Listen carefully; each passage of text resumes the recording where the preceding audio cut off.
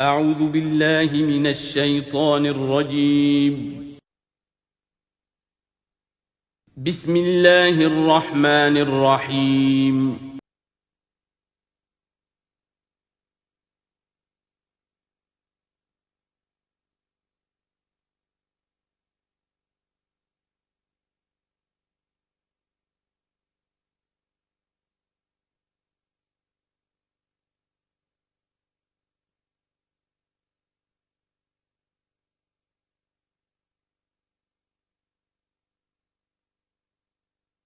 اما بعد فاعوذ باللہ من الشیطان الرجیم براءۃ من اللہ ورسولہ الی الذین عاہدتم من المشرکین فسیحوا فی الارض اربعۃ اشہر واعلموا انکم غیر معجز اللہ وان اللہ مخزی الکافرین صدق اللہ العظیم رب اشرح لی صدری ویسر لی امری واحلل عقدۃ من لسانی یفقہوا قولی اللہم ربنا الہمنا رشدنا واعذنا من شرور انفسنا اللہم ارنا الحق حقا وارزقنا اتباعہ وارنا الباطل باطلا وارزقنا اجتنابہ اللہم طہر قلوبنا من النفاق واعمالنا من الرياء آمین یا رب العالمین۔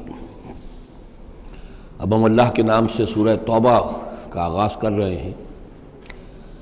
یہ سورہ مبارکہ تجزیے کے اعتبار سے قرآن حکیم کی مشکل ترین صورت ہے۔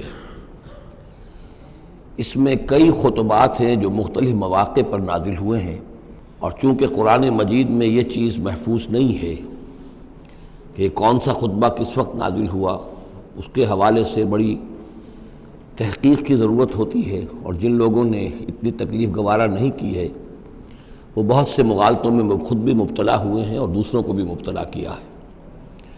بہرحال پہلی بات تو یہ سمجھیے کہ یہ سورہ مبارکہ دو بڑے بڑے حصوں پر مشتمل ہے۔ پہلا حصہ پہلے 5 رکوعوں پر مشتمل ہے اور دوسرا حصہ 11 رکوعوں پر مشتمل ہے۔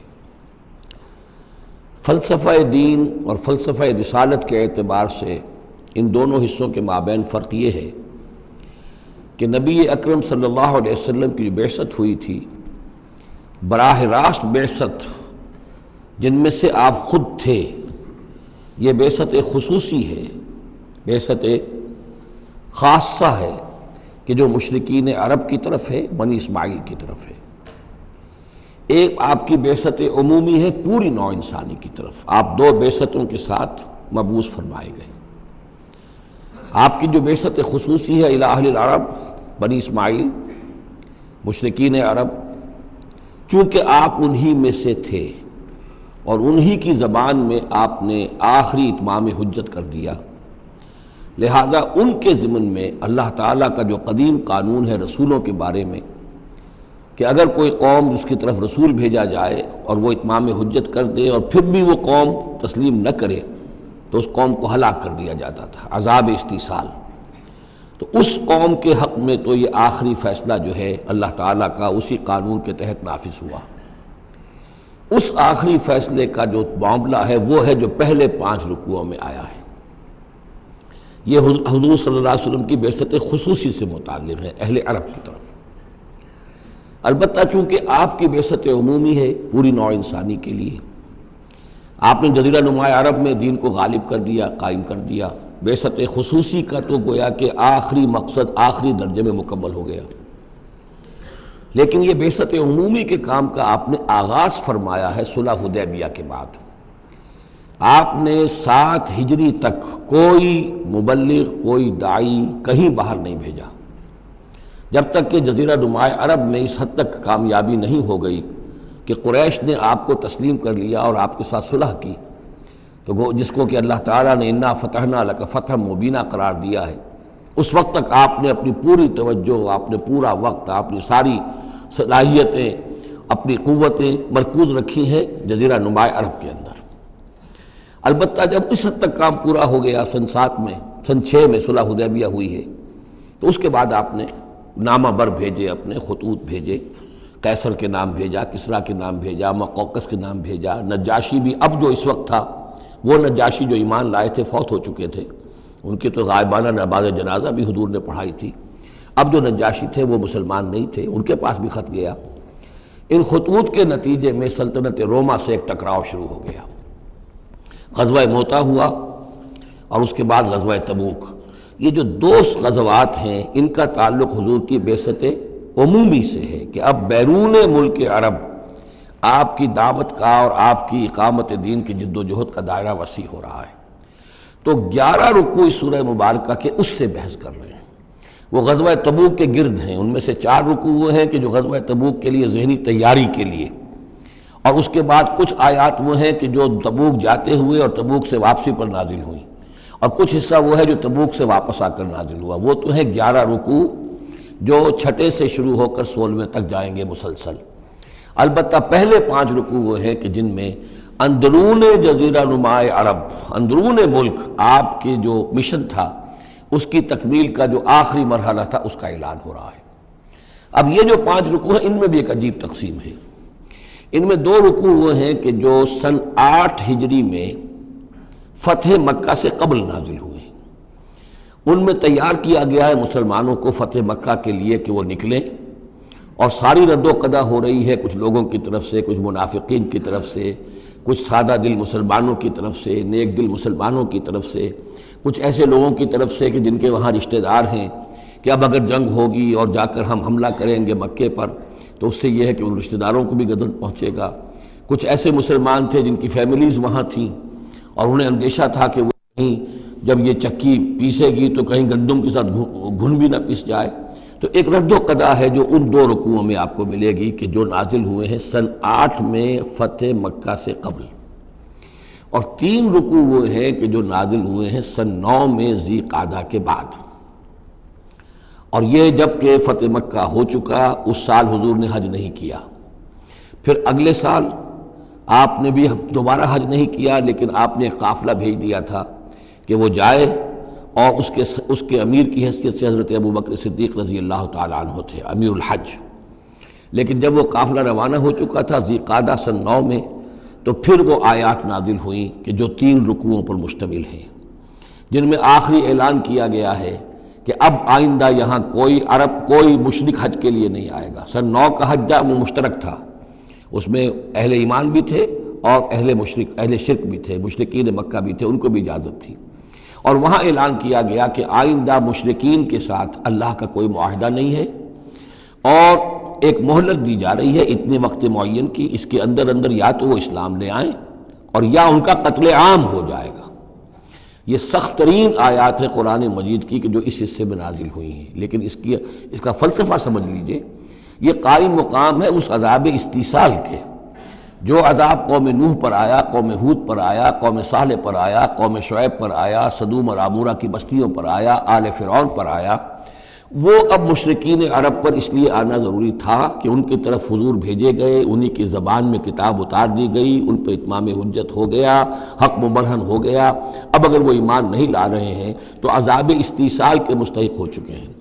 البتہ یہ کہ انہیں پہلی قسط جو دی گئی عذاب کی وہ تو غزوہ بدر کی شکل میں تھی، اب آخری یہ ہے کہ چیلنج کر دیا گیا کہ اب اتنی مدت کے اندر اگر تم ایمان لے آؤ گے تو تمہاری خیریت ہے، نہیں لاؤ گے تو تمہیں قتل کر دیا جائے گا۔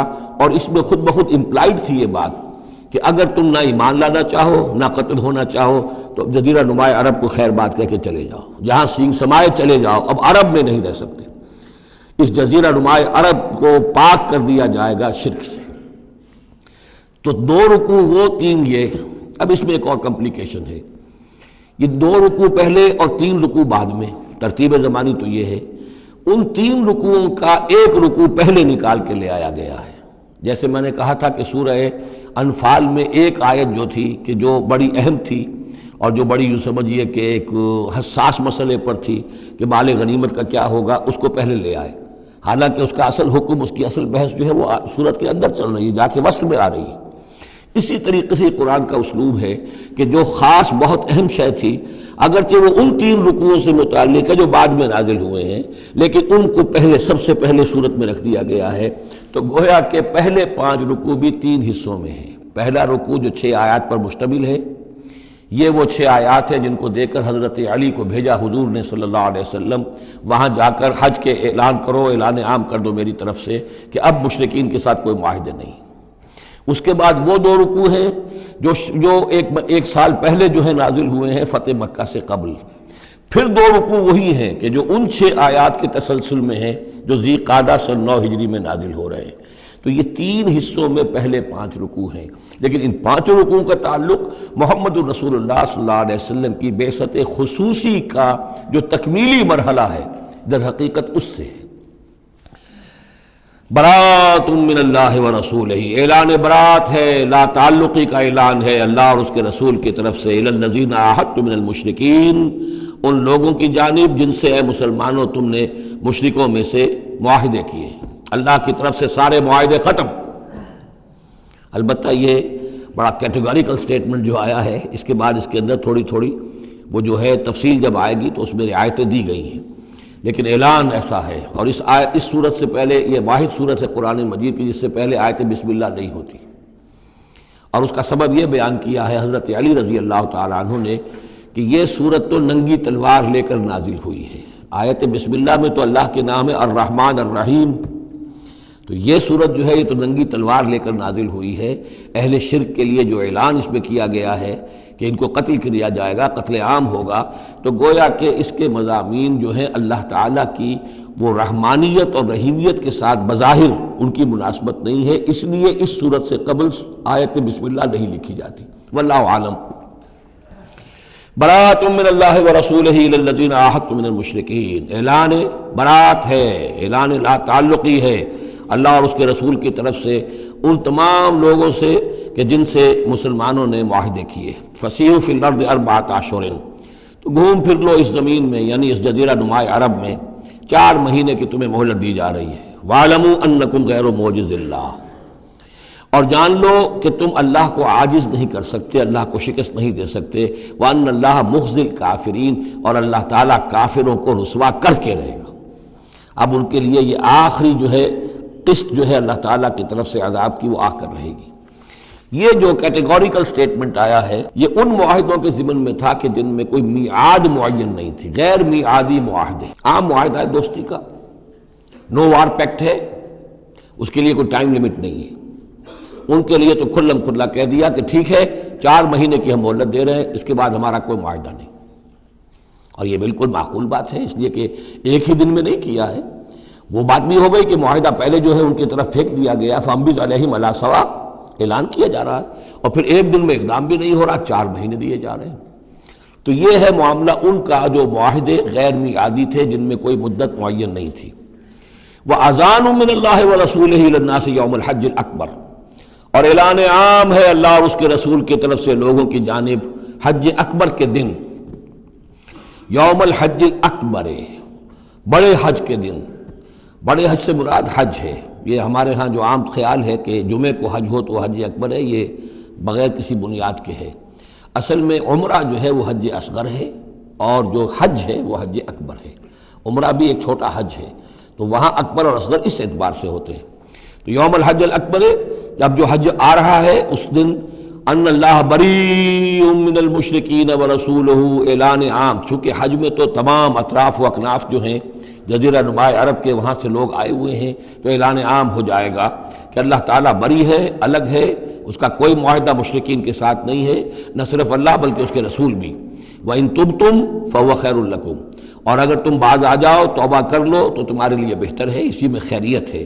وَإِن تَوَلَّيْتُمْ، اگر تم پیٹھ موڑ لو گے، روگردانی کرو گے، فَاعْلَمُوا أَنَّكُمْ غَيْرُ مُعْجِزِ اللَّهِ، تو سن رکھو تم اللہ کو عاجز نہیں کر سکتے، تم اللہ کو شکست نہیں دے سکتے. وَبَشِّرِ الَّذِينَ كَفَرُوا بِعَذَابٍ أَلِيمٍ، اور ان کافروں کو اے نبی بشارت دے دیجئے دردناک عذاب کی. إِلَّا الَّذِينَ عَاهَدتُّم مِّنَ الْمُشْرِكِينَ، اب یہاں ایک استثناء ہو رہا ہے. یہ ہے جن کے ساتھ میعادی معاہدے تھے، 2 سال کا معاہدہ ہے، 1 سال کا معاہدہ ہے، 6 ماہ کا معاہدہ ہے، اس کو مستثنیٰ رکھا. غیر میعادی معاہدہ تھا، یہ اعلان کر دیا اور 4 مہینے کی مہلت دے دی. جو میعادی تھا اس کو فرمایا الا الذین عاہدتم من المشرکین، ہاں اس کے سوا وہ لوگ ہوں گے کہ جن سے تم نے مسلمانوں مشرکین میں سے جن سے معاہدے کیے، ثم لم ینقصوکم شیئا، پھر انہوں نے کوئی کمی نہیں کی، کوئی شے جو ہے جو بھی شرائط تھی اس میں سے کسی میں کوئی کمی نہیں کی، وہ اپنے معاہدے کی شرائط کی پابندی کرتے رہے. وَلَمْ يُظَاهِرُوا عَلَيْكُمْ، اور نہ تم پر تمہارے دشمنوں کی کوئی مدد کی، احدن کسی کی بھی، فَأَتِمُّوا إِلَيْهِمْ عَهْدَهُمْ، تو ان کے لیے ان کی مدت مکمل کر دو، اِلیٰ مُدَّتِهِمْ، جو بھی مدت ہے، کسی کی 2 سال کی ہے، کسی کی 6 مہینے کی ہے، تو جو میعادی معاہدہ ہے اس کی بشرطے کہ ان کی طرف سے کوئی خلاف ورزی نہ ہوئی ہو تو ان کی مدت جو ہے وہ پوری کر دو۔ ان اللہ یحب المتقین، یقیناً اللہ تعالیٰ تقوی والوں کو پسند کرتا ہے۔ فَإِذَا انسَلَخَ الْأَشْهُرُ الْحُرُمُ، جب یہ مہینے جو رعایت کے مہینے ہیں، پناہ کے مہینے ہیں، یعنی 2 شکلیں ہو گئی، جیسے عورت کی جو عدت ہوتی ہے، فرض کیجئے کہ طلاق دی گئی تو ایک عدت تو یہ ہے کہ 3 ماہ جو ہے یا 3 حیض آ گئے، لیکن اگر حاملہ ہے تو وضع حمل تک وہ عدت رہے گی۔ اسی طریقے سے جن لوگوں کا کوئی میعاد مقرر نہیں تھی ان کے لیے 4 مہینے مقرر کر کے اور ان کے معاہدوں کا اعلان کر دیا۔ جن کی میعاد مقرر تھی کہا کہ جیسے ہی میعاد ختم ہوگی پھر معاہدہ نہیں ہوگا، اب یہ رینیو نہیں ہوگا، لیکن یہ کہ اس مدت کی تکمیل کر دی جائے گی۔ فَإِذَا انسَلَخَ الْأَشْهُرُ الْحُرُمُ، اور جب یہ محترم مہینے سمجھ لیجئے، اس لیے کہ اب یہ ان کے لیے جو امان کے مہینے ہیں جو تمہیں دے دیے گئے ہیں، جب یہ ختم ہو جائیں گے، فَاقْتُلُوا الْمُشْرِكِينَ حَيْثُ وَجَدتُّمُوهُمْ، تو قتل کرو ان مشرکوں کو جہاں پاؤ۔ یہ سخت ترین الفاظ ہیں۔ وَخُذُوهُمْ، پکڑو ان کو، وَاحْصُرُوهُمْ، گھیراؤ کرو ان کا، وَاقْعُدُوا لَهُمْ كُلَّ مَرْصَدٍ، اور ہر جگہ گھات لگا کر بیٹھو ان کو پکڑنے کے لیے۔ یہ آخری ہے جو گویا کہ ان کی رسوائی، اب ظاہر بات ہے یہ آیات پڑھ کر سنائی گئی، مشرکین موجود تھے، اس سے بڑی رسوائی اور کیا ہوگی؟ کس انداز میں اب انہیں چیلنج کیا جا رہا ہے، یہ رسوائی، واللہ مخزی الکافرین، اللہ ان کافروں کو رسوا کر کے رہے گا۔ حضرت علی کو بھیجا گیا اس لیے کہ قافلہ روانہ ہو چکا تھا، پھر یہ آیتیں اتری ہیں 6، تو ان آیتوں کو دے کر حضور نے بھیجا کہ علی جاؤ اور میرے نمائندے کی حیثیت سے حج کے اجتماع میں تم اعلان کرو، اس لیے کہ عرب کا رواج یہ تھا کہ کسی بڑی شخصیت کی طرف سے اتنا بڑا اعلان وہ کوئی اس کا قریبی عزیز کر سکتا تھا۔ تو وہ قافلہ حج جو ہے کہیں پڑاؤ پر تھا، درمیان میں حضرت علی پہنچے، امیر تھے حضرت ابوبکر رضی اللہ تعالی عنہ، تو جب حضرت علی وہاں پہنچے ہیں تو پہلا سوال کیا حضرت ابوبکر نے، امیر او مامور، آپ امیر بنا کر بھیجے گئے یا مامور؟ اگر تو مجھے معذور کر کے آپ کو امیر بنا کر بھیجا ہے حضور نے تو آپ یہاں بیٹھیے، میں ادھر بیٹھوں گا، لیکن اٹ مسٹ بی نون ہو از ہو، اور اگر آپ مامور ہیں میں ہی امیر ہوں تب بھی ٹھیک ہے، لیکن معلوم ہونا چاہیے۔ یہ نظم کا معاملہ ہے دین کے اندر، جماعتی زندگی، اور مسلمانوں کا حال یہ ہو گیا کہ سب سے زیادہ غیر منظم قوم دنیا میں مسلمانوں کی۔ یہاں یہ کہ آتے ہی پہلی بات یہ ہو رہی ہے امیرون اور مامورون، بات طے ہو جانی چاہیے، آپ امیر ہو کر آئے ہیں تو میں چارج دیتا ہوں آپ کو، اور مامور ہے تو مجھے معلوم ہونا چاہیے۔ ان کا مامورون، میں مامور ہی بنا کے بھیجا گیا ہوں، امیر الحج آپ ہی ہیں، البتہ ان آیات کا اعلان میں کروں گا حضور کی طرف سے حج کے اجتماع میں، اس میں یہ اعلان ہو رہا ہے۔ فَإِذَا انسَلَخَ الْأَشْهُرُ الْحُرُمُ فَاقْتُلُوا الْمُشْرِكِينَ حَيْثُ وَجَدتُّمُوهُمْ وَخُذُوهُمْ وَاحْصُرُوهُمْ وَاقْعُدُوا لَهُمْ كُلَّ مَرْصَدٍ فَإِن تَابُوا وَأَقَامُوا الصَّلَاةَ وَآتَوُا الزَّكَاةَ، پھر اگر وہ توبہ کریں، نماز قائم کریں، زکوٰۃ ادا کریں، فَخَلُّوا سَبِيلَهُمْ، تو ان کا راستہ چھوڑ دو، کھول دو، مسلمان ہو گئے۔ ان اللہ غفور الرحیم، یقیناً اللہ غفور الرحیم ہے۔ وَإِنْ أَحَدٌ مِّنَ الْمُشْرِكِينَ اسْتَجَارَكَ، اور اگر مشرکین میں سے کوئی شخص آپ سے پناہ طلب کرے، حتیٰ یسمع کلام اللہ، اتنا بڑا ہمیں الٹیمیٹم دے دیا گیا ہے، بہت سے لوگ ہوں گے ابھی تک انہوں نے توجہ کی نہیں، سوچا ہی نہیں محمد کیا کہہ رہے ہیں، کیا دعوت ہے۔ اب یہ کہ تمام جزیرہ نماء عرب کے لوگوں کو اتنا بڑا الٹیمیٹم آ گیا ہے تو وہ سنجیدگی سے سوچنے پہ مجبور ہوئے کہ یہ کیا بات ہے، کیا دعوت ہے جس کے لیے ہمیں یہ الٹیمیٹم دے دیا گیا۔ تو اگر ان میں سے کوئی آپ سے امن مانگے، امان مانگے، پناہ طلب کرے تاکہ وہ آپ کے پاس آ کر اللہ کا کلام سنے، حتیٰ یسمع کلام اللہ، یہ آیت میں نے کوٹ کی تھی تعارف قرآن میں کہ قرآن اللہ کا کلام ہے، وہ اس حوالے سے حتیٰ یسمع کلام اللہ، یہاں تک کہ وہ آپ کے پاس آئیں، اللہ کا کلام سنیں، ثم ابلغہ مامنا، پھر انہیں ان کی امن کی جگہ پر پہنچا دیں۔ یہ نہ ہو کہ وہیں کہہ گیا اب کرو فیصلہ، اسلام قبول کرتے ہو کہ نہیں کرتے، ورنہ تمہاری گردن اڑاتے ہیں، نہیں، وہ امان لے کر آیا تھا، کلام اللہ سننا چاہتا تھا، اب فیصلہ وہ جو بھی کرے لیکن اس کو جا کر اپنے گھر اس کے امن کی جگہ تک پہنچا دو۔ ثم ابلغہ مامنا ذالک بانہم قوم لا یعلمون، اور یہ اس لیے کہ یہ لوگ ہیں کہ جو علم نہیں رکھتے، انہیں پتہ ہی نہیں ہے، یہ ابھی تک غافل ہی رہے، انہوں نے سنجیدگی سے سوچا ہی نہیں ہے کہ یہ دعوت کیا ہے۔ یہ 6 آیات جو ہیں ان کا سلسلہ اب جڑے گا چوتھے رکوع کے ساتھ جا کر۔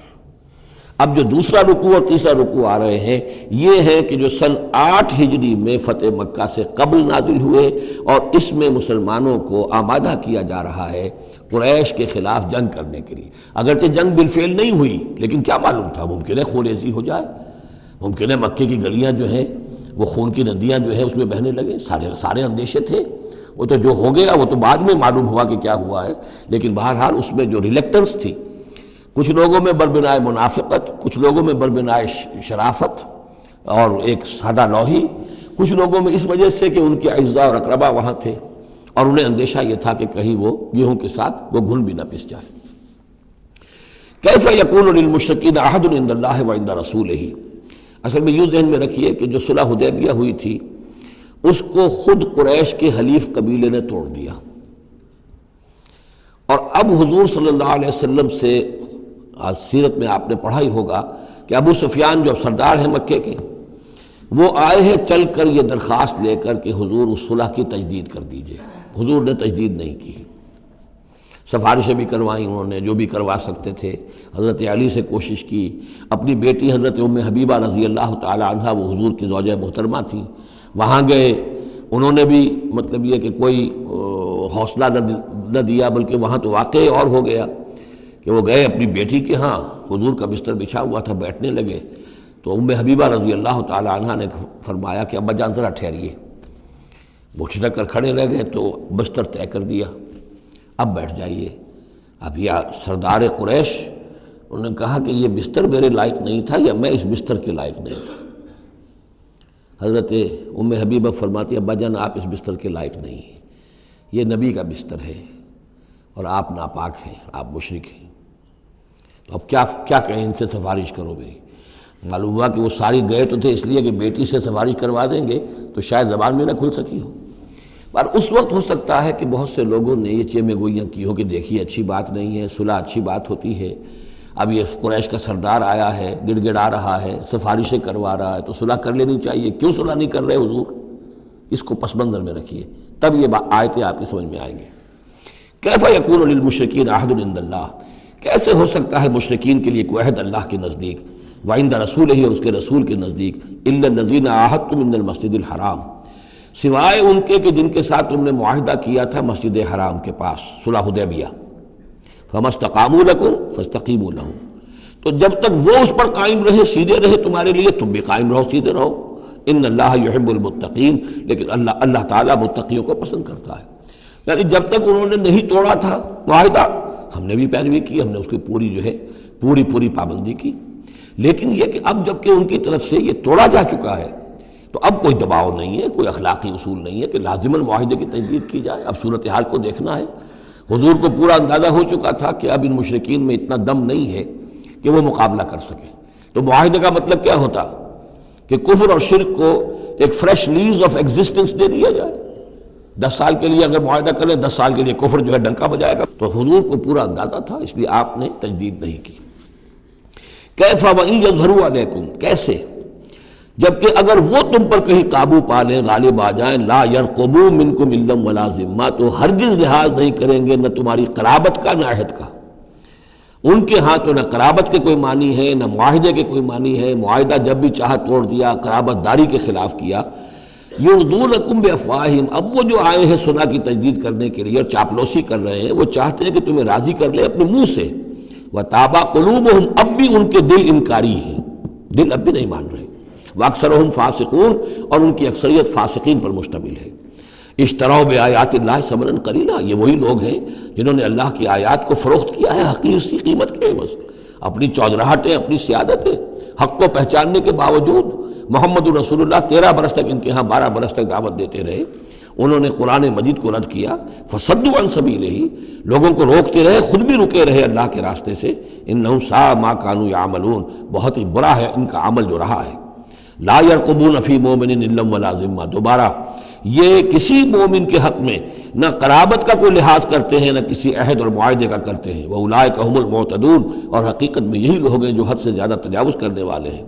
فَإِن تَابُوا وَأَقَامُوا الصَّلَاةَ وَآتَوُا الزَّكَاةَ، پھر بھی اللہ نے راستہ کھلا رکھا ہوا ہے، اب بھی کھلی بات ہے کہ اگر وہ توبہ کریں اور نماز قائم کریں اور زکوٰۃ دیں فاخوانکم فی الدین، تو وہ تمہارے دینی بھائی ہیں۔ ونفصل الآیات لقوم یعلمون، اور ہم اپنی آیات کی تفصیل بیان کر رہے ہیں ان لوگوں کے لیے جو علم رکھتے ہیں، جو علم حاصل کرنا چاہیں۔ وَإِن نَكَثُوا أَيْمَانَهُمْ مِن بَعْدِ عَهْدِهِمْ، اور اگر انہوں نے توڑ دیا ہے اپنی اس قسم کو اور معاہدے کو اس کے باندھنے کے بعد، وَطَعَنُوا فِي دِينِكُمْ، اور جبکہ وہ انہوں نے عیب لگایا ہے تمہارے دین کے معاملے میں، فَقَاتِلُوا أَئِمَّةَ الْكُفْرِ، تو اب جنگ کرو ان کفر کے اماموں سے۔ یہ ہے الفاظ جو بہت نوٹ کرنے کے۔ ائمۃ الکفر کون تھے جزیرہ نما عرب میں؟ کافر تو سب تھے، مشرک سب تھے۔ ائمۃ الکفر، ائمۃ الشرک، یہ قریش تھے، متولی کعبے کے، بتوں کے مجاور، یہ سارا مرکز جو ہے شرک کا جو بنایا، اللہ کے گھر کو توحید کا مرکز تھا اسے شرک کا اڈا بنا دیا۔ یہ ہے امام۔ جب تک ان کو شکست نہ دی جائے تو ظاہر بات ہے کہ جزیرہ نما عرب پر دین کے غلبے کا تصور نہیں ہے۔ چاہے وہاں کوئی فارمل حکومت نہیں تھی، کوئی سلطنت نہیں تھی، کوئی ریاست نہیں تھی، کوئی جو ہے فارمل دارالخلافہ نہیں تھا، لیکن معنوی اعتبار سے یہ ام القریٰ، یہ مرکزی بستی ہے، یہ ہے اس پورے جزیرہ نما عرب کا صدر مقام ایک اعتبار سے۔ اور یہاں کے جو لوگ ہیں ائمۃ الکفر، ان کے ساتھ جنگ کرو۔ فقاتلوا ائمۃ الکفر، تو قتال کرو ان کفر کے اماموں سے۔ انہم لا ایمان لہم، ان کی کسی قسم کا کوئی پاس نہیں، ان کی کوئی قسمیں نہیں ہیں، کوئی اعتبار نہیں۔ لعلہم ینتہون، شاید کہ وہ باز آ جائیں، یعنی سختی سے شاید باز آ جائیں۔ اے مسلمانوں، نرمی کے ساتھ وہ باز آنے والے نہیں ہیں۔ الا تقاتلون قوما نکثوا ایمانہم، کیا ہو گیا تمہیں؟ تم جنگ نہیں کرنا چاہتے ایسی قوم سے جنہوں نے اپنے عہد کو توڑا؟ معاہدہ انہوں نے توڑا ہے، مسلمانوں نے تو نہیں توڑا، نہ مسلمانوں کے حلیف قبیلے نے توڑا، انہوں نے وعدہ جو کیا تھا اس کو توڑا ہے۔ تو کیا ہو گیا تمہیں؟ شرافت کی وجہ سے یا بزدلی کی وجہ سے یا منافقت کی وجہ سے یا اور کسی سبب سے تم ان سے جنگ نہیں کرنا چاہتے؟ الا تقاتلون، کیا تم قتال نہیں کرنا چاہتے قوماً اس قوم سے نکثوا ایمانہم، جنہوں نے اپنی قسمیں توڑی، وہموا باخراج الرسول، یہی تو ہے کہ جنہوں نے رسول کو مکے سے نکلنے پر مجبور کیا، وہم بدؤکم اول مرہ، اور انہوں نے ہی آغاز کیا تھا۔ ظاہر بات ہے کہ کتنا مسلمانوں کو ستایا تھا مکے میں، مسلمانوں میں سے بعضوں کو شہید کیا تھا مکے میں، کتنوں کو تکلیفیں دی تھی، ٹارچر کیا تھا، پرسیکیوٹ کیا تھا، انہوں نے کیا پہلی مرتبہ۔ اتخشونہم، اب دیکھیے یہ ہے وہ سرچنگ کوسچن، اے مسلمانوں کیا ان سے ڈر رہے ہو؟ یہ کوئی بزدلی ہے جو تم پر طاری ہو گئی ہے؟ قریش کے خلاف اقدام سے گھبرا رہے ہو؟ اتخشونہم فاللہ احق ان تخشوہ ان کنتم مؤمنین، تو اگر تم مومن ہو تو اللہ زیادہ حقدار ہے کہ تم اس سے ڈرو۔ اب یہ اس کا حکم ہے، تمہیں اقدام آخری کرنا ہے۔ قاتلوہم، کرو جنگ ان سے، یعذبہم اللہ بایدیکم، اللہ تعالیٰ عذاب دے گا انہیں تمہارے ہاتھوں، ویخزہم، اور ان کو رسوا کرے گا، وینصرکم علیہم، اور تمہاری مدد کرے گا ان کے خلاف، ویشف صدور قوم مومنین، اور اہل ایمان کے سینوں کو کی جلن کو دور کر دے گا، ٹھنڈک عطا فرمائے گا۔ یعنی اب بھی مکے میں ایسے لوگ تھے کہ جن پر ٹارچر ہو رہا تھا، وہ جو ضعیف تھے، جو نہیں کر سکتے تھے، سفر نہیں کر سکتے تھے، یا خواتین تھیں، تو ان کے اوپر جو بھی ظلم ہو رہے تھے، تو جب ان لوگوں کی اب درگت بنے گی تو ان کے بھی دلوں کو کچھ ٹھنڈک ملے گی، اور ان کو بھی کچھ نہ کچھ ان کے احساسات جو ہیں اس کے اندر کچھ سکون ہوگا۔ وَيُذْهِبْ غَيْظَ قُلُوبِهِمْ، ان کے دلوں میں جو غصہ بھرا ہوا، غم بھرا ہوا، اللہ تعالیٰ اسے نکالے گا۔ وَيَتُوبُ اللَّهُ عَلَىٰ مَن يَشَاءُ، اور اللہ تعالیٰ توبہ نصیب کر دے گا جس کو چاہے گا توبہ کی توفیق دے دے گا۔ وَاللَّهُ عَلِيمٌ حَكِيمٌ، اور اللہ تعالیٰ علیم اور حکیم ہے۔ اب تیسری مرتبہ وہ آیت آ گئی ہے قرآن میں، ام حسبتم ان تترکوا، ام حسبتم ان تدخلوا الجنة ولما يأتكم مثل الذين خلوا من قبلكم مستهم البأساء والضراء وزلزلوا حتى يقول الرسول والذين معه متى نصر الله الا ان نصر الله قریب۔ اسی طرح پھر یہ آیت ہے 214 سورہ بقرہ کی، 142 سورہ آل عمران کی، ام حسبتم ان تدخلوا الجنة، اب یہ تیسری مرتبہ ام حسبتم ان تترکوا، یہ آیت نمبر 16 ہے، 1 اور 6 کو بھی جمع کریں گے تو 7 بنے گا۔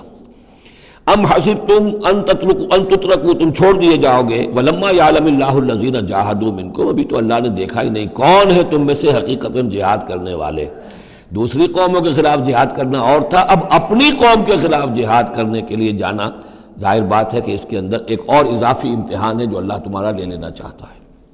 وَلَمْ يَتَّخِذُوا مِن دُونِ اللَّهِ وَلَا رَسُولِهِ وَلَا الْمُؤْمِنِينَ وَلِيًّا، اور دیکھ لینا چاہتا ہے اللہ کہ کون ہیں وہ لوگ کہ جو اللہ کے سوا اور اس کے رسول کے سوا اور اہل ایمان کے سوا کسی کے ساتھ دلی تعلق، دلی محبت اور دلی رازداری کا کوئی تعلق نہیں رکھتے۔ یہ رشتے جب تک کٹیں گے نہیں ایمان کی تلوار سے، اس وقت تک تمہارا خلوص جو ہے اللہ کے ساتھ اور دین کے ساتھ وہ کیسے ثابت ہوگا؟ واللہ خبیر بما تعملون، اور جو کچھ تم کر رہے ہو اللہ اس سے باخبر ہے۔ ما کان للمشرکین ان یعمروا مساجد اللہ، ان مشرکوں کا تو یہ حق نہیں ہے کہ وہ آباد کریں اللہ کے گھروں کو۔ یہ مسجد ہے، اللہ کا گھر ہے، یہ بیت اللہ ہے، یہ مشرکین اس کے متولی بنے بیٹھے ہیں، ان کا کوئی حق نہیں ہے۔ یہ توحید کا مرکز ہے بیت اللہ۔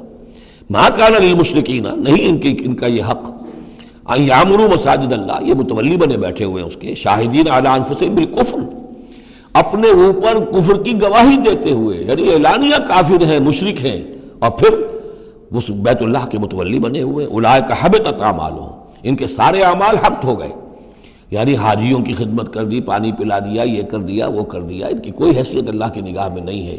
ان کے جو شرک ہے اور کفر ہے اس نے ان کے تمام اعمال حبط کر دیے۔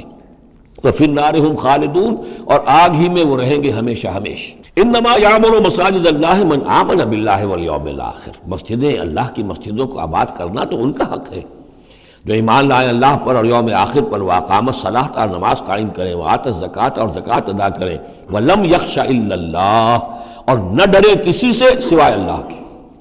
فعسیٰ اولئک ان یکونوا من المہتدین، تو ایسے لوگ ہیں کہ جو جن کے بارے میں توقع ہے کہ وہ راہ یاب ہوں گے اور منزل مراد تک پہنچ جائیں گے۔ اجعلتم سقایۃ الحاج وعمارۃ المسجد الحرام کمن آمن باللہ والیوم الآخر، کیا تم نے حاجیوں کو پانی پلانا اور مسجد حرام کو آباد رکھنا اس کو برابر کر دیا ہے اس کے کہ جو شخص ایمان لایا اللہ پر اور یوم آخر پر، وجاہد فی سبیل اللہ، اللہ کی راہ میں جہاد کرے؟ یہ مشرکین مکہ، مشرکین قریش جو کیا کرتے ہیں، ان کا یہی کریڈٹ ان کا کیا ہے کہ جو ہے بیت اللہ کو آباد رکھا ہوا ہے، حاجی آ رہے ہیں تو ان کی خدمت کر رہے ہیں، انہیں دودھ پانی پلا رہے ہیں، تو بس یہ تو کیا یہ چیزیں برابر ہو گئی ان کے کہ جو ایمان لائے اللہ پر اور یوم آخر پر اور جنہوں نے جہاد کیا اللہ کی راہ میں؟ لا یستوون عند اللہ، یہ دونوں برابر نہیں اللہ کے نزدیک۔ واللہ لا یہدی القوم الظالمین، اور اللہ ایسے ظالموں کو ہدایت نہیں دیتا۔ الذین آمنوا وہاجروا وجاہدوا فی سبیل اللہ باموالہم وانفسہم، وہ لوگ جو ایمان لائے، جنہوں نے ہجرت کی، پھر جہاد کیا اللہ کی راہ میں اپنے مالوں سے اور اپنی جانوں سے، اعظم درجۃ عند اللہ، ان کا بہت بلند و بالا اور بہت عظیم رتبہ ہے اللہ کے نزدیک۔ واولئک هم الفائزون، اور حقیقت میں وہی ہیں کامیاب ہونے والے۔ یبشرہم ربہم برحمت منہ ورضوان، انہیں بشارت دیتا ہے ان کا رب اپنی رحمت، خاص اپنے خزانہ فضل سے رحمت کی، ورضوان، اور رضامندی کی، وجنات لہم فیہا نعیم مقیم، اور ان باغات کی کہ جن کے اندر بہت ہمیشہ رہنے والی نعمتیں ہوں گی، خالدین فیہا ابدا، جن میں وہ رہیں گے ہمیشہ ہمیش۔ ان اللہ عندہ اجر عظیم، یقیناً اللہ تعالیٰ ہی کے پاس بہت بڑا اجر ہے۔ یا ایھا الذین آمنوا لا تتخذوا آباءکم واخوانکم، اب چونکہ کچھ مسلمانوں کو جیسا کہ میں نے عرض کیا یہ ہوگا کہ آخر وہ ہمارے باپ ہیں، وہاں پہ بھائی ہیں، اب یہ جنگ ہوگی، چلیے ابھی تک امید تھی کہ وہ لوگ شاید ایمان لے آئیں تو ہمارے ساتھ ہو جائیں، ابھی تک وہ ایمان نہیں لائے ہیں، اب اگر ادھر سے چڑھائی ہوگی ہمیں جانا پڑے گا، اپنے ہاتھوں جو ہے وہ اپنے رشتہ داروں کو، اپنے بھائی بندوں کو قتل کرنا پڑے گا۔ یہ چیز جو رکاوٹ بن رہی تھی، تو ذرا اب اس کے اوپر ایک ضرب لگ رہی ہے ان دو آیتوں میں، اور قرآن مجید کی اہم ترین آیتوں میں سے اگلی آیت ہے جو آئے گی اس کے بعد، آیت نمبر 24۔ یا ایھا الذین آمنوا لا تتخذوا آباءکم واخوانکم اولیاء، اے اہل ایمان، اپنے باپوں اور بھائیوں کو اپنے ولی اور دوست اور حمایتی مت سمجھو، مت بناؤ۔ ان استحبوا الکفر علی الایمان، اگر انہوں نے ایمان کے مقابلے میں کفر کو پسند کیا ہے، اگر اب بھی تمہارے دل میں ان کے لیے محبت ہے اور تمہارے دل میں وہ تعلق جو ہے موجود ہے، تو اس کا مطلب یہ ہے کہ پھر ایمان کے ساتھ رشتہ تمہارا مضبوط نہیں ہے، اللہ کے لیے غیرت نہیں ہے، دین کے لیے، توحید کے لیے غیرت نہیں ہے۔ یا ایھا الذین آمنوا لا تتخذوا آباءکم واخوانکم اولیاء ان استحبوا الکفر علی الایمان ومن یتولہم منکم، تو جو کوئی بھی ان کے ساتھ وہ ولایت کا تعلق رکھے گا، دوستی اور جو پشت پناہی کا، وہ فاولئک هم الظالمون، تو خود وہ بھی پھر ظالموں میں شریک ہو جائیں گے۔ اب وہ آیت آ رہی ہے، خاصی طویل آیت ہے اور یہ بہت ہی اہم آیت ہے۔ قل، اے نبی ان سے کہہ دیجئے، ان کان آباؤکم وابناؤکم واخوانکم وازواجکم وعشیرتکم واموال اقترفتموها وتجارۃ تخشون کسادها ومساکن ترضونها احب الیکم من اللہ ورسولہ وجہاد فی سبیلہ فتربصوا حتی یاتی اللہ بامرہ واللہ لا یہدی القوم الفاسقین۔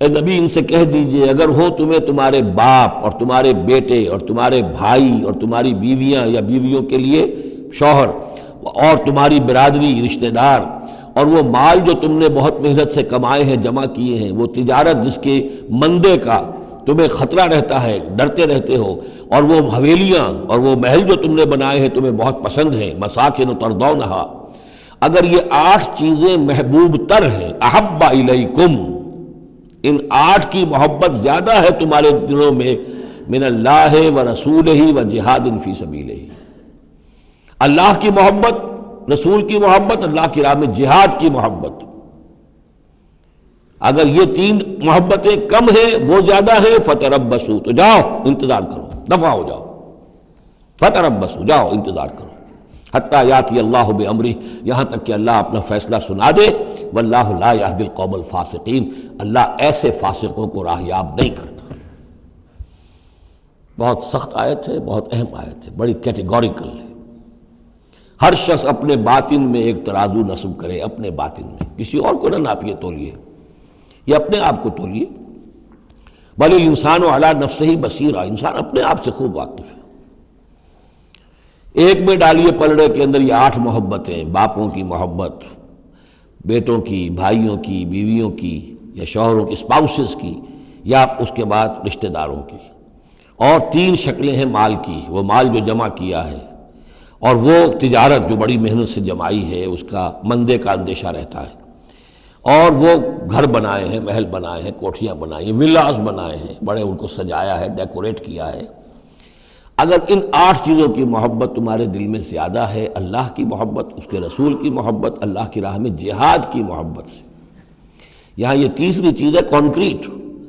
پہلی 2 تو آپ کہہ سکتے ہیں میرے دل میں بڑی محبت ہے، آپ کو کیا پتہ، ٹھیک ہے بھائی، ہو سکتا ہے ٹنوں محبت ہو اللہ کی آپ کے دل میں، اور رسول کا بھی عشق ہو سکتا ہے کہ ٹنوں ہو آپ کے دل میں، لیکن تیسری محبت تو نظر آ جائے گی، اللہ کی راہ میں جہاد کی محبت کتنی ہے۔ اگر یہ 3 محبتیں ہلکی ہیں، وہ پڑنا بھاری ہے، فتربصوا حتی یاتی اللہ بامرہ، تو جاؤ انتظار کرو یہاں تک کہ اللہ اپنا فیصلہ سنا دے، اور اللہ ایسے فاسقوں کو، ایسے ناہنجاروں کو، ایسے سرکشوں کو اللہ تعالی ہدایت نہیں دیتا۔ یہ سیلف اسیسمنٹ سکیم ہے، ہر شخص خود اپنا جائزہ لے، کہاں کھڑا ہے، اس کی allocation of time, allocation of energies, اپنی صلاحیتیں کہاں لگا رہا ہے، کہاں کھپا رہا ہے، کس کام میں لگا رہا ہے۔ اسی کو پھر علامہ اقبال نے ایک شعر میں جمع کر دیا ہے، یہ مال و دولت دنیا، یہ رشتہ و پیوند، بتان وہم و گما، لا الہ الا اللہ۔ مال و دولت دنیا کی 3 شکلیں، دولت جیسے بھی ہو، ایسٹس ہوں، بینک بیلنس ہو، سٹاکس ہوں، جو بھی ہو، یہ مال و دولت دنیا۔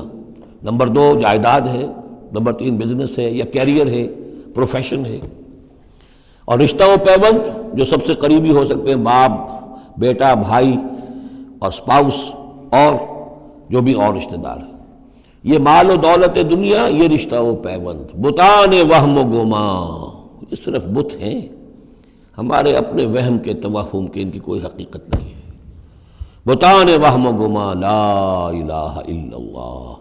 اگر لا الہ الا اللہ کی شمشیر سے ان بتوں کو آپ توڑ نہیں دیں گے، اور جب تک ٹھیک ہے، حق ہے ان کا، بیوی کا حق ہے، اولاد کا حق ہے، ان لنفسک علیک حقا، لیکن وہ تابع رہے، ان 3 چیزوں کے تابع رہے، تب تک ٹھیک ہے۔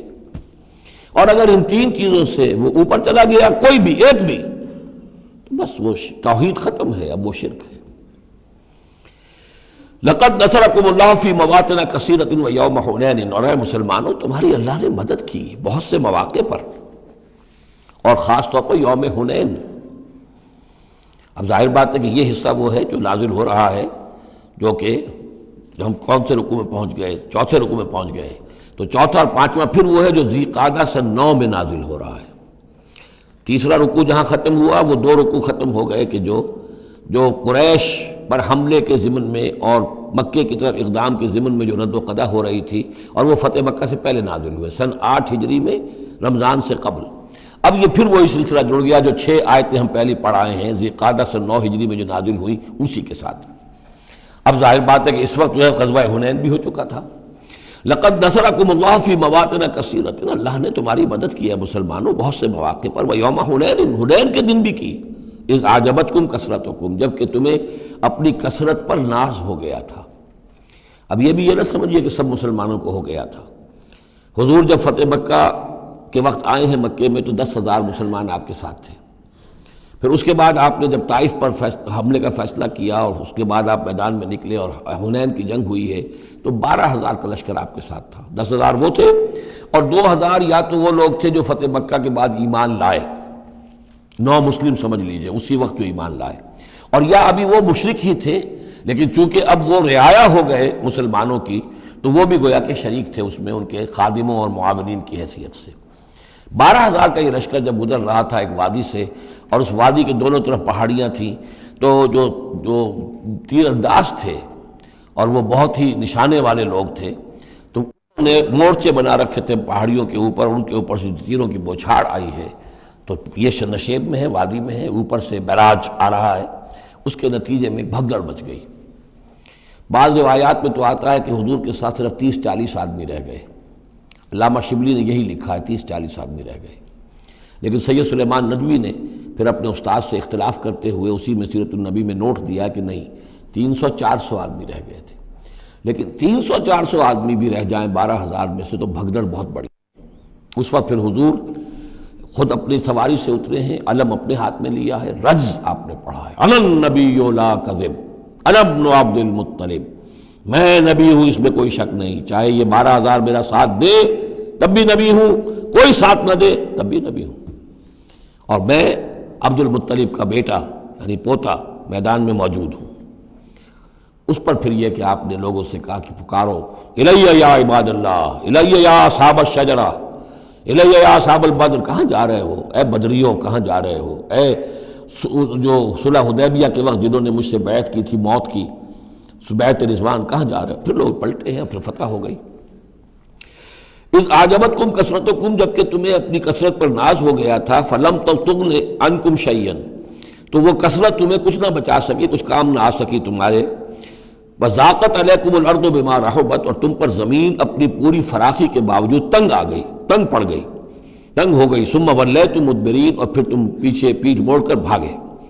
ثم انزل اللہ سکینتہ علی رسولہ، پھر اللہ نے نازل فرمایا اپنی طرف سے سکون اور تسکین اپنے رسول پر، وعلی المومنین، اور اہل ایمان پر. وانزل جنودا لم تروها، اور اس وقت بھی اللہ نے ایسے لشکر بھی اتارے جنہیں تم نے نہیں دیکھا. وعذب الذین کفروا، اور عذاب دیا کافروں کو. وذلک جزاء الکافرین، اور یقیناً یہ کافروں کا بدلہ یہی ہے. ثم یتوب اللہ من بعد ذلک علی من یشاء، پھر اس کے بعد بھی اللہ تعالیٰ توبہ نصیب فرما دے گا اپنے بندوں میں سے جس کو چاہے گا. اللہ غفور اور رحیم ہے.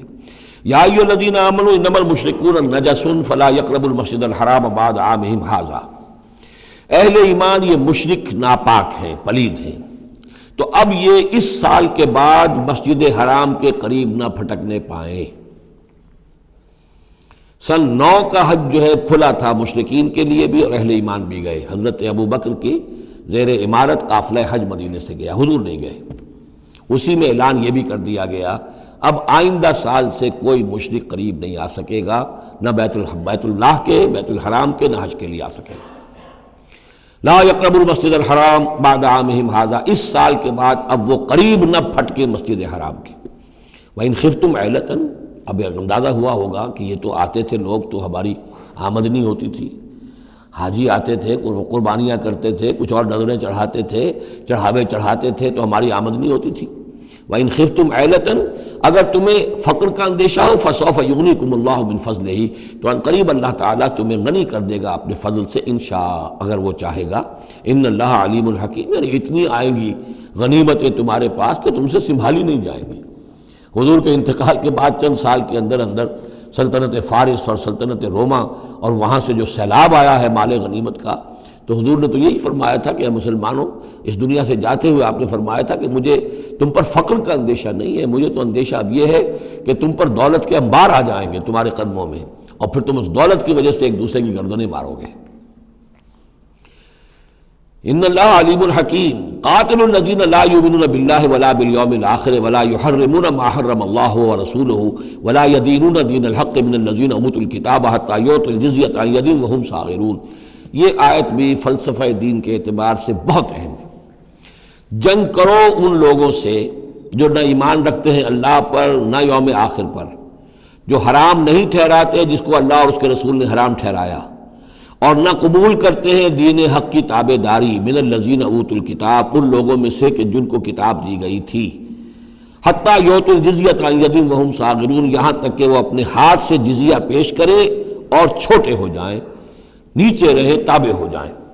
یہ فرق ہے جو کیا گیا ہے۔ مشرکین عرب کے لیے تو کوئی آپشن نہیں تھا، یا ایمان لاؤ یا گردن مار دی جائے گی، اس لیے کہ ان میں سے تھے حضور صلی اللہ علیہ وسلم، ان پر اتمام حجت بدرجہ آخر ہو گیا۔ لیکن یہ کہ باقی لوگوں کے لیے، نصارہ اور یہود کے لیے بھی، اور اسی کے تابع بقیہ پوری نوع انسانی ہے، تمام انسان، پھر فارس کے لوگ تھے یا ہندوستان کے لوگ تھے یا اور تھے، ان سب کے لیے قانون یہی رہا ہے۔ کسی کے لیے یہ چیلنج نہیں ہے کہ تم یا ایمان لاؤ یا قتل کر دیے جاؤ گے، اس کے بعد کسی کے لیے نہیں۔ یہ خاص وقت تھا اس قوم کے لیے اس عذاب کا کہ جس قوم نے ایک رسول کی دعوت کو رد کیا تھا۔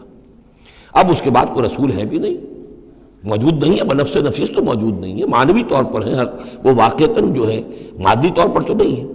اس حوالے سے اب بقیہ پوری نوع انسانی کا معاملہ کیا ہے؟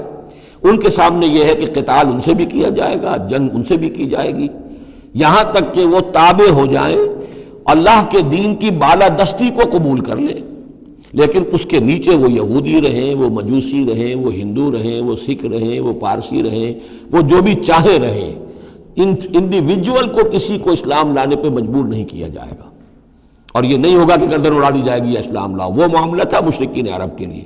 یہ جو زمین و آسمان کا فرق، اس کو اچھی طرح سمجھ لیجئے۔ یہی وجہ ہے کہ پھر جب دور صحابہ میں اور دور خلافت راشدہ میں فوجیں نکلی ہیں صحابہ کی، تو 3 آپشنز دیتے تھے وہ۔ ایمان لے آؤ، تم ہمارے برابر کے ہو جاؤ گے، تمہارے حقوق ہمارے حقوق برابر، ہم یہ بھی نہیں کہیں گے ہم سینئر ہیں تم جونیئر ہو، تمہارے حق کم ہو، برابر، بالکل برابر۔ اگر ایمان نہیں لاتے، تابع داری اختیار کرو، جزیہ دو، اور اسلامی ریاست کی بالادستی قبول کرو، پھر تم یہودی رہو، مجوسی رہو، عیسائی رہو، نصرانی رہو، جو چاہو رہو، ہندو رہو، بدھ مت کے رہو، جو چاہو رہو۔ اگر یہ بھی نہیں گوارا، گویا کہ تم باطل کے نظام کو قائم رکھنا چاہتے ہو، تو پھر تیسرا آلٹرنیٹو تلوار آئے گی، میرے اور ہمارے تمہارے درمیان فیصلہ کرے گی، آ جاؤ میدان جنگ میں۔ 3 آپشنز ان کے لیے، مشرکین عرب کے لیے بھی 3 آپشن بن گئے تھے 2 ہی، یا ایمان لاؤ یا قتل کر دیے جاؤ گے۔ تیسرا آپشن یہ تھا کہ جزیرہ نما عرب چھوڑ کر جہاں چاہو بھاگ جاؤ، یہاں نہیں رہ سکتے ہو، لیکن یہ اس میں امپلائڈ تھا نہیں، کلیئر نہیں تھا، اسپیلٹ آؤٹ نہیں تھا۔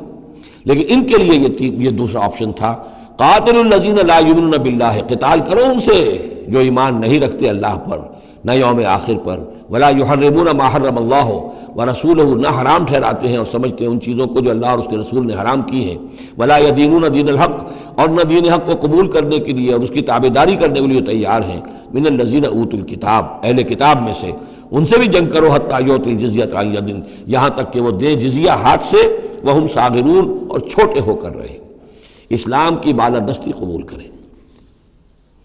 وقالت الیہود عزیر ابن اللہ، اور یہودیوں نے یہ اعتقاد گھڑ لیا تھا کہ عزیر اللہ کے بیٹے ہیں۔ وقالت النصارى المسیح ابن اللہ، اور نصارہ نے یہ عقیدہ گھڑ لیا کہ مسیح اللہ کے بیٹے ہیں۔ ذالک قولہم بافواہہم، یہ ان کے منہ سے باتیں ہیں جو نکلی ہیں، ان کی کوئی حقیقت نہیں ہے۔ یظاہرون قول الذین کفروا من قبل، یہ ریس کر رہے ہیں، نقل کر رہے ہیں ان لوگوں کی باتوں کی کہ جو ان سے پہلے جنہوں نے کفر کیا تھا۔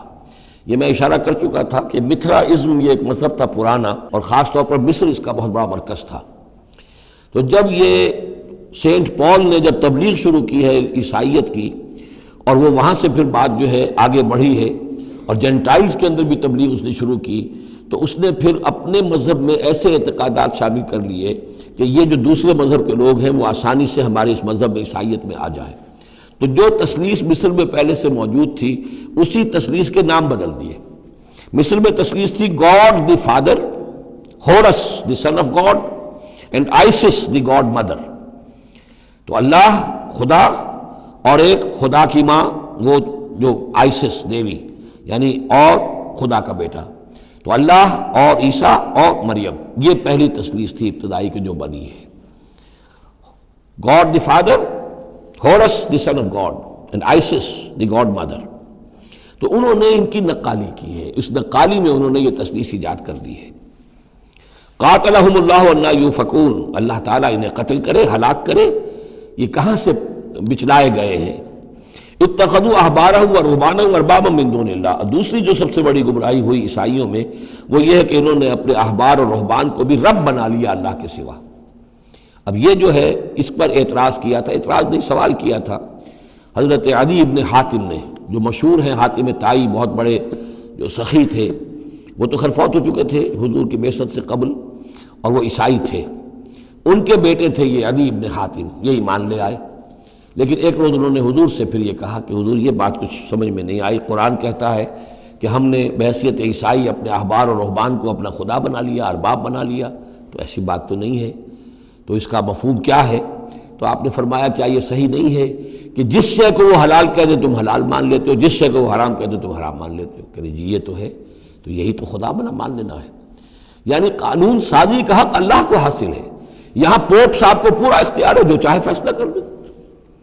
تو 2000 سال تک تو حضرت مسیح کو سولی دینے کا الزام یہودیوں پر رہا، اب آ کر اچانک انہوں نے ایک ڈیکری، ایک فرمان کے ذریعے سے بری کر دیا۔ تاریخ کو بدل دیں، حرام کو حلال کر دیں، حلال کو حرام کر دیں۔ یہی ہمارے ہاں بھی ایک پوپ ہوتے ہیں، یہ جو ہمارے یہاں اسماعیلی ہیں، ان کا جو امام حاضر ہے وہ معصوم ہے، اور وہ جس چیز کو چاہے حلال کر دے، جس چیز کو چاہے حرام کر دے۔ انہوں نے بھی شریعت ساقط کی ہوئی ہے، اسماعیلیوں پر شریعت نہیں ہے۔ ایک اسماعیلی وہ ہیں جو ہنزا وغیرہ میں رہتے ہیں، ان کے ہاں شریعت ہے، یہ پرانے اسماعیلی ہیں کہ جو باہر سے آ کر یہاں پر آباد ہوئے تھے۔ ایک یہ گجرات کے علاقے میں آ کر جب اسماعیلیوں نے اپنی تبلیغ کی ہے تو انہوں نے وہی کیا جو سینٹ پال نے کیا تھا، شریعت ساقط کر دی۔ اور جو ہندوؤں کا عقیدہ تھا اس کے اندر 9 اوتار تھے، 9 اوتار آ چکے ہیں دنیا میں اللہ کے، ان کا کہ حضرت علی 10ویں اوتار ہیں، دشم اوتار، وہ دشم اوتار ان کے عقیدے میں شامل ہو گیا، اور جو ان کا امام حاضر ہے اسے پورا اختیار حاصل ہے، شریعت کی جس چیز کو چاہے منسوخ کر دے، جو چیز چاہے حرام قرار دے دے، جو چیز چاہے حلال قرار دے دے، یہ ہے دین۔ تو اتخذوا احبارهم ورهبانهم، تو یہ تو گویا کہ خدا ہی بنا لیا، یہ اختیار تو خدا ہی ہے۔ اربابا من دون اللہ، انہوں نے اللہ کے سوا ان کو بھی رب بنا لیا ہے۔ والمسیح ابن مریم، اور مسیح ابن مریم کو تو پوچھتے ہیں۔ وما امروا الا ليعبدوا الہا واحدا، انہیں نہیں حکم دیا گیا تھا مگر اس بات کا کہ وہ پوجے صرف ایک الہ کو، لا الہ الا ہوا، نہیں ہے کوئی معبود اس کے سوا، سبحانہ عما یشرکون، وہ پاک ہے اس سے کہ جو شرک یہ کر رہے ہیں۔ یریدون ان یطفئوا نور اللہ بافواہہم، یہ چاہتے ہیں کہ اللہ کے نور کو بجھا دیں اپنے منہ کی پھونکوں سے۔ وَيَأْبَى اللَّهُ إِلَّا أَن يُتِمَّ نُورَهُ وَلَوْ كَرِهَ الْكَافِرُونَ، اور اللہ کو ہرگز منظور نہیں ہے مگر یہ کہ وہ اپنے نور کا اتمام فرما کر رہے، چاہے یہ کافروں کو کتنا ہی ناگوار ہو۔ هُوَ الَّذِي أَرْسَلَ رَسُولَهُ بِالْهُدَى وَدِينِ الْحَقِّ لِيُظْهِرَهُ عَلَى الدِّينِ كُلِّهِ، وہی تو ہے جس نے بھیجا ہے اپنے رسول کو صلی اللہ علیہ وسلم الہدا اور دین حق دے کر، تاکہ غالب کرے اسے کل کے کل دین پر، کل نظام زندگی پر، وَلَوْ كَرِهَ الْمُشْرِكُونَ، خواہ یہ مشرکوں کو کتنا ہی ناگوار ہو۔ کیونکہ یہاں آ کر حضور کے مشن کے آخری درجے میں تکمیل ہو رہی ہے، تو یہاں کلیئرلی اب اس کو اننشیٹ کر دیا گیا۔ وہ جو میں نے عرض کیا تھا کہ ایک ہے رسالت کا بنیادی مقصد، تبشیر ہے، انذار ہے، تذکیر ہے، دعوت ہے، تبلیغ ہے، وما نرسل المرسلین الا مبشرین ومنذرین، وہ بنیادی مقصد بھی حضور کی بعثت کا ہے۔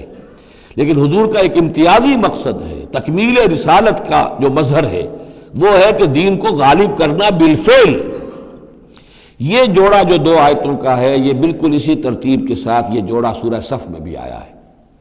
دوسری آیت تو جو کہ تو ہے، ایک شوشے کا فرق نہیں، هو الذی ارسل رسولہ بالہدی ودین الحق لیظہرہ علی الدین کلہ ولو کرہ المشرکون۔ اس پر تو 24 صفحے کا میرا ایک مقالہ ہے جو لکھا ہوا ہے، جو میری کتاب ہے نبی اکرم صلی اللہ علیہ وسلم کا مقصد بعثت، صرف اس ایک آیت پر 24 صفحے کا مقالہ ہے۔ اور میں مطمئن ہوں اللہ کا شکر ہے کہ اس آیت کا حق اللہ تعالیٰ نے میرے ذریعے سے پورا کروا دیا ہے، اس میں کسی اعتبار سے، اس لیے کہ لوگ اس میں سے اپنے لیے راستے نکالتے ہیں، چور دروازے، یہ تو جی اللہ غالب کرنے والا ہے، کوئی انسان غالب کرنے والے تھوڑا ہی ہیں، اور یہ ہے اور وہ ہے، اس لیے کہ جو آدمی کام چور ہے چاہتا ہے کسی طریقے سے کوئی راہ فرار ہو، بھاگنے کا کوئی راستہ مل جائے، لیکن آپ اگر اس کو پڑھیں گے تو معلوم ہوگا کوئی راستہ فرار کا نہیں ہے، ہر جو بھی ممکن ہو سکتی ہے نحوی اعتبار سے جو امکان ہو سب کو میں نے لے کر اور ثابت کر دیا ہے کہ اس میں کہیں فرار کا راستہ نہیں ہے۔ البتہ پہلی آیت میں تھوڑا سا فرق ہے، وہ آیت جو ہے وہاں ہے یریدون لیطفئوا، یہاں ہے ان یطفئوا، بس اتنا فرق ہے۔ بافواہہم یریدون لیطفئوا نور اللہ بافواہہم، یریدون ان یطفئوا نور اللہ بافواہہم، وہاں ہے واللہ متم نورہ ولو کرہ الکافرون، یہاں ہے ویابی اللہ الا ان یتم نورہ ولو کرہ الکافرون۔ یہ تو چاہتے ہیں کہ اپنے منہ کی پھونکوں سے، جس کو کہ پھر مولانا ظفر علی خان نے خوب اس کی تعبیر کی ہے، نور خدا ہے کفر کی حرکت پہ خندہ زن، پھونکوں سے یہ چراغ بجھایا نہ جائے گا۔ تو یہ جو چاہتے ہیں کہ اپنی منہ کی پھونکوں سے، اور اس میں ایک طرح کا طنز ہے، یہودی چونکہ سامنے آ کر مقابلہ نہیں کر رہے تھے تو یہ ایسے تھا کہ منہ کی پھونکوں سے بجھانا چاہ رہے ہیں، صرف سازشیں ہیں ان کی، اور جو بھی یہ کر رہے ہیں کبھی سامنے آ کر انہوں نے جنگ نہیں کی۔ یریدون ان یطفئوا نور اللہ بافواہہم واللہ متم ویابی اللہ الا ان یتم نورہ ولو کرہ الکافرون هو الذی ارسل رسولہ بالہدی ودین الحق لیظہرہ علی الدین کلہ ولو کرہ المشرکون۔ یا ایھا الذین آمنوا ان کثیرا من الاحبار والرہبان لیأکلون اموال الناس بالباطل ویصدون عن سبیل اللہ والذین یکنزون الذہب والفضة ولا ينفقونها فی سبیل اللہ فبشرہم بعذاب علیم۔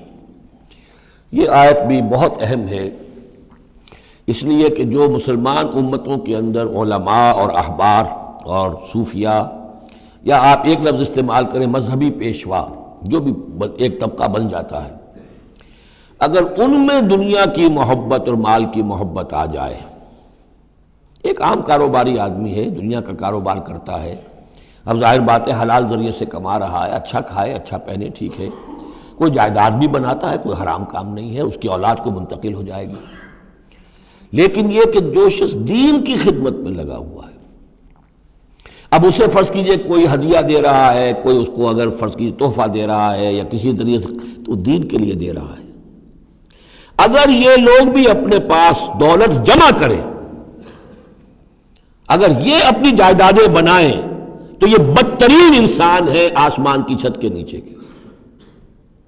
یہ سمجھ لیجیے اچھی بات، عام آدمی کے لیے قانون اور ہوگا۔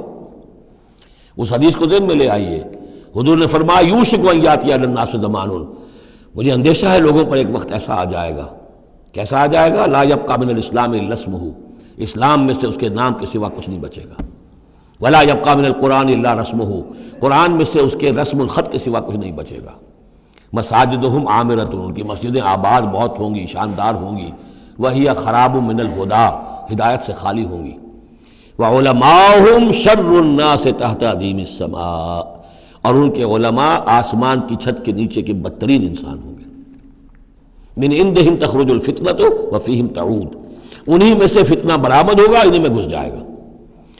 تو یا ایھا الذین آمنوا، اہل ایمان، ان کثیرا من الاحبار والرہبان، یقیناً بہت سے علماء اور درویش، لیاکلون اموال الناس بالباطل، وہ لوگوں کے مال ہڑپ کرتے ہیں باطل طریقے سے، ویصدون عن سبیل اللہ، اور وہ روکتے ہیں لوگوں کو اللہ کے راستے سے، والذین، اور کوئی نئی دعوت اٹھی ہے، کوئی اللہ کا بندہ جو ہے لوگوں کو دین کی طرف بلا رہا ہے، یہ اپنی مسندیں جب خطرے میں دیکھتے ہیں تو نہیں چاہیں گے کہ ہمارے عقیدت مند جو ہے وہ کسی بھی ایسی دعوت کی طرف رخ کریں اور متوجہ ہو جائیں۔ ان کی جائیدادیں بن رہی ہیں، بڑے بڑے ایسٹس بنا رہے ہیں، جب مرتے ہیں تو چھوڑ کر جائیدادیں جاتے ہیں، ان کی اولادوں کے پھر آپس میں مقدمے ہوتے ہیں، جھگڑے ہوتے ہیں۔ فرمایا والذین یکنزون الذہب والفضة، اور وہ لوگ کہ جو دفینے بناتے ہیں، جمع کرتے ہیں اپنے پاس سونا اور چاندی، ولا ينفقونها فی سبیل اللہ، اور وہ خرچ نہیں کرتے اس کو اللہ کی راہ میں، فبشرہم بعذاب علیم، تو ان کو بشارت دے دیجیے عذاب علیم کی، دردناک عذاب کی۔ یوم یحمى علیہا فی نار جہنم، جس دن کہ ان کو تپایا جائے گا ان چیزوں کو جہنم کی آگ میں، فتقویٰ بہا جباہہم، اور اسی سونے اور چاندی کو تپا تپا کر اس سے پھر داغے جائیں گے ان کے ماتھے بھی، وجنوبہم اور ان کے پہلو بھی، وظہورہم اور ان کی پیٹھیں بھی، ھذا ما کنزتم لانفسکم یہ ہے جو تم نے کنز کیا تھا اپنے لیے، جو دولت جمع کی تھی، جو خزانے بنائے تھے، فذوقوا ما کنتم تکنزون تو اب مزہ چکھو اس کا جو تم نے کنز بنایا تھا۔ اس آیت کے بارے میں بعض باتیں اور بھی ہیں، انشاءاللہ وہ پھر اگلے نشست میں بیان کروں گا۔ بارک اللہ لی ولکم فی القرآن العظیم ونفعنی وإیاکم بالآیات والذکر الحکیم۔